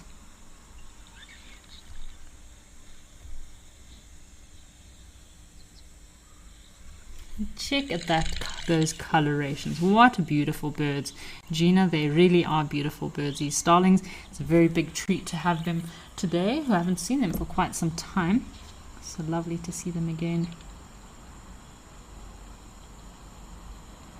So we got comments from Catherine and Marcus Mikkel about the Grant's gazelle females. So apparently the females do actually have horns, so apologies for that. It's not a species I know very well.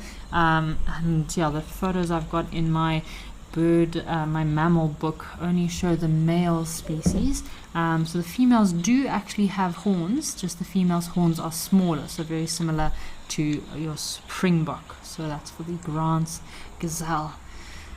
Oh, these giraffe, look at their legs. It's just giraffe legs everywhere. It's been a giraffe-filled day here at Oldonyo the last couple of days. So many giraffe all around. Johan, these starlings are very cool. Awesome to see them. Don't see them very often.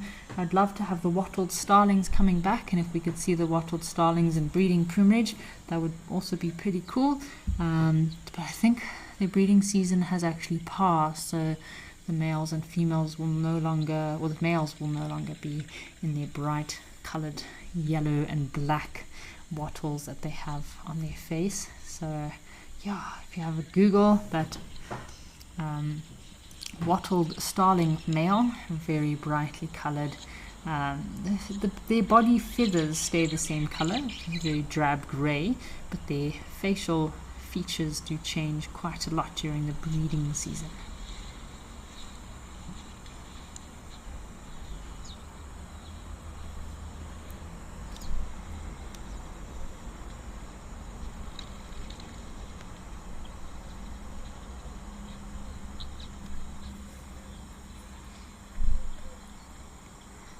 It's just lovely to see those superb starlings. It is a very vibrant and striking bird, common and native to East Africa. Can only be found in Kenya, Tanzania and Uganda.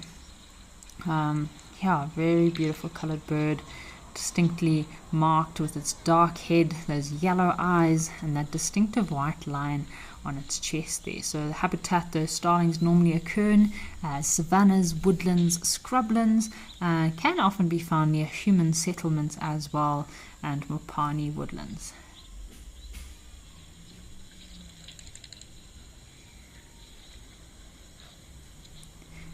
So Gina, it is really a privilege to see all the birds when they do give us a chance. Yes, Henry there. Oh, look what we have here. Check out this little guy. Little lizard on the log. There's a lot of little reptiles that we get occur in these areas. Our Zoomy is definitely getting us a nice close-up sighting of this little reptile. At Wild Earth, we believe every story has the power to create change. That's why we've launched the Wild Earth Impact Foundation, a non-profit dedicated to conservation and social impact. By showcasing conservation stories, we can change lives, protect nature, and empower communities. We have partnered with Empowers Africa to accept tax-deductible donations from US donors. Your donation will help fund critical programs that support our mission. Join us and be part of the change.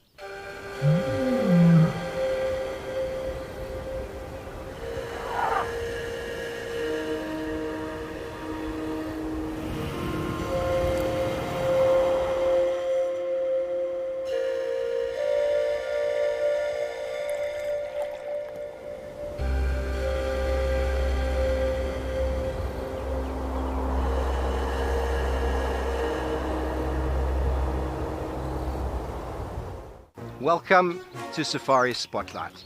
We'll be And you pretend like you're a salesman, eh? Got no idea what's going on this reserve. Expecting the unexpected. Are we stuck down there? What am I trying to do? So we have another giant of Mabula. That was incredible. This is unbelievable. It's going to be a spectacular afternoon.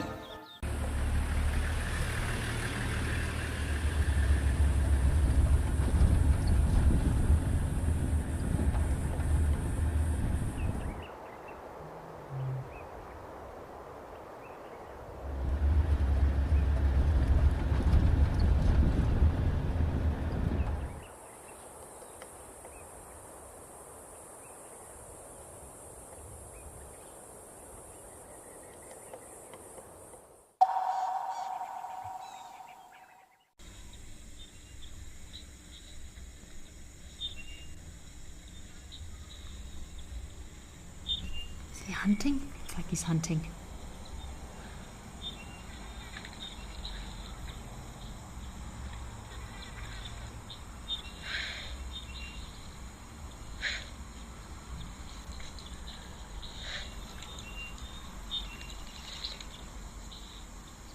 I love how the male agamas, they'll use this very typical head bobbing behavior, and it can be a bit of an intimidation, so part of their body language to intimidate other males that might be in the area. So this is a female. I'm getting very confused. So just having a look at the rock agamas, and yeah, I can't understand. So this looks like a female. So the female agamas are a lot smaller and normally just a plain brown color. So it is the Kenyan rock agama, but it's the female of the Kenyan rock agama. And the females look very different to the males. The males can be blue and green and all bright colors, whereas the females a little bit more of a drab color. This is a very good find wildlife lady. Very cute little lizard that we're watching here. Female agama.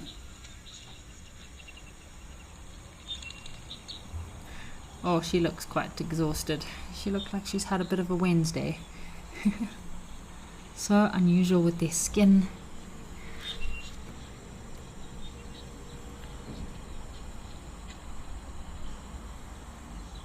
She has very good eyesight, very accurate little hunter.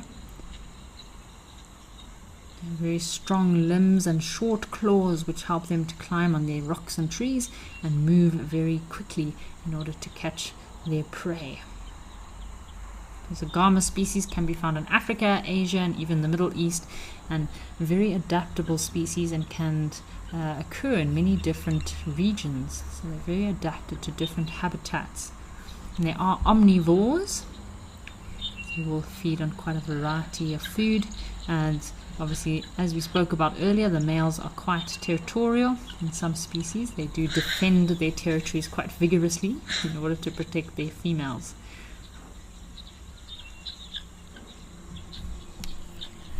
So these little female agamas are oviviparous, meaning that they lay eggs. So the females typically lay 2 to 10 little eggs. I'm sure a lot of us have seen little gecko or lizard eggs at some stage. They're tiny, tiny little eggs. So they'll lay them in a bit of a clutch, buried in warm sand or soil, which helps to incubate the eggs. And then during the breeding season, the males will use their bright throat colors and vocalization to attract the females. So it's all part of this very elaborate and intricate mating display, which most creatures go through once a year during the breeding season. These are an abundant species. They're not threatened much, but unfortunately they are used a lot in the illegal pet trade. Yeah, these poor little guys. So some of these agama species, quite interesting, they do have spiny tails. So have a look at this female's tail. So you get the spiny tailed agamas that will use their tails to defend themselves, and do that spiky tail does help them while climbing as well. And just as with all creatures, this little agama is a very important part of the ecosystem. They act as both predators for smaller creatures in the food web, but also provide food to bigger creatures as well.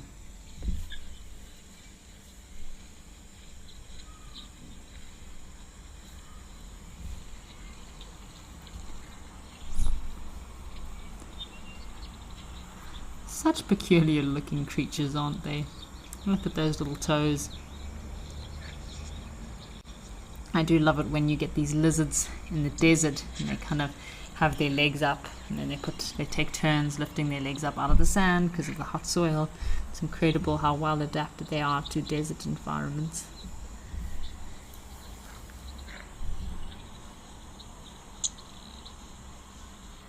Oh, looks like we've still got our helmeted guinea fowl are still around.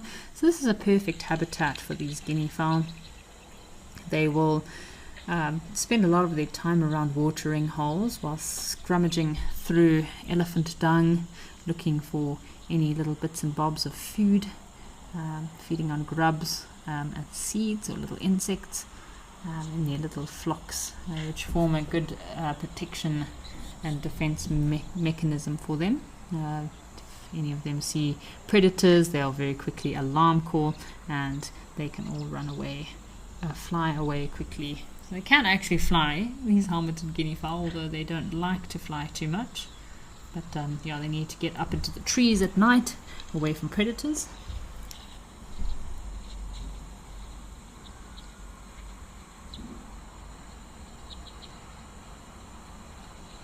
So Gina, that little agama, was definitely a very cute little creature.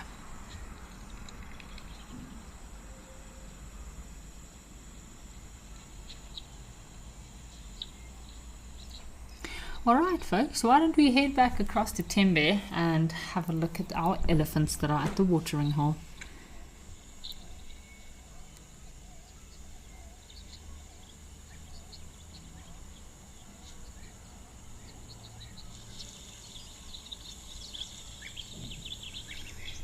Oh, so we've got an elephant bull that looks like he's a little bit lazy on the right hand side. He's resting his trunk, and he looked like he was resting his leg as well. It's hump day. I guess a lot of people are waiting for the weekend to come. Looks like this elephant is also waiting for the weekend. He's like, yeah, wanting to go and rest underneath a tree.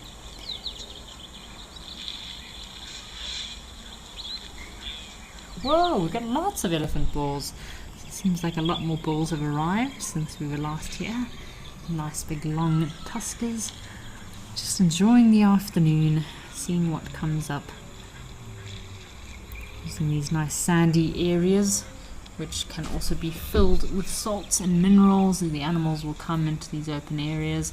And around this pan looks like there's some sodak areas filled with salts and minerals in the soil, and they'll feed on these salts and minerals. So in West Africa, you don't get so much pans where they're known as bays. So bays are openings in the forest which attract animals with water as well as minerals and salts. And it's pretty incredible. The forest elephants actually put their trunks, so they use their feet to dig holes in these little salines. So it's again a source of water, a little stream running through these bays. They're filled with salts. These salts actually used to be harvested by people probably in the 60s and 70s. So the elephants will go into these natural salt mineral areas. They'll dig with their front feet and actually blow with their trunks to disturb the salt so that they can drink some salts and minerals. So yeah, pretty incredible how animals have adapted and developed in order to be able to drink, feed on the minerals and fulfill their diet.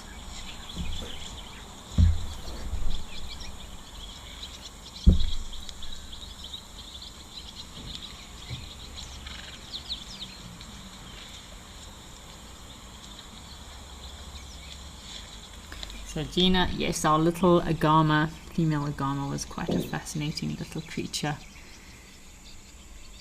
Very cool to see that agama so close up. These elephants seem to be having a bit of a lazy day. Lots of just standing around, resting, still dust bathing themselves.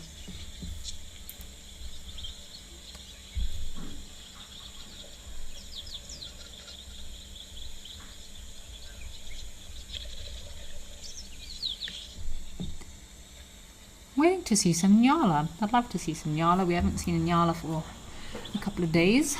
Yeah, at Tembe would be lovely to see some nyala. This dust bathing, as we mentioned earlier, is a great way to regulate their temperature. That does also help to cool them down in a very hot day like today. Dusting their bodies does provide a bit of a temporary cooling effect with the coat of dust and sand that is on their bodies. It does help to maintain a comfortable body temperature for these elephants. So it's lovely how they have these dust bathing communal areas, and that's when some of these elephant bulls get a lot of their socializing in. Because if you think about it, some of these elephant bulls that are solitary, they might spend quite a few days before interacting, or quite a bit of time before interacting with other elephants. These two young elephant bulls are challenging one another.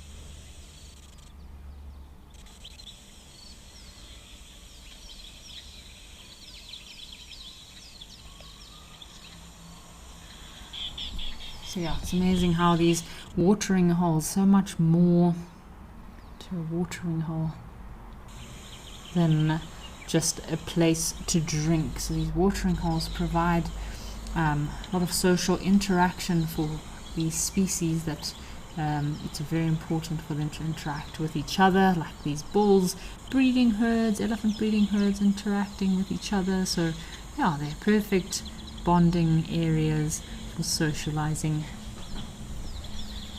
This elephant bull's covering himself with some more mud.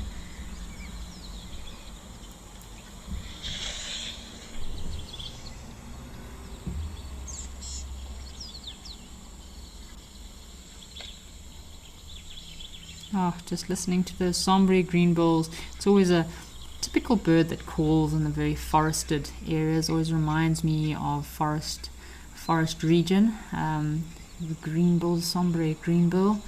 Over in West Africa, we had about 15-20 different green bulls that occurred in our forest there. So it's very much a bird species that's restricted to forest regions, although they're quite adaptable to living in other areas as well. But just always reminds me of the jungle and the forest.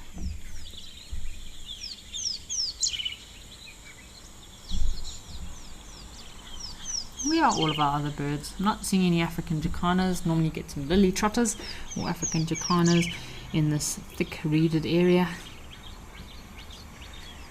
Had one white-faced whistling duck, and our juvenile African fish eagle hasn't shown his face much today.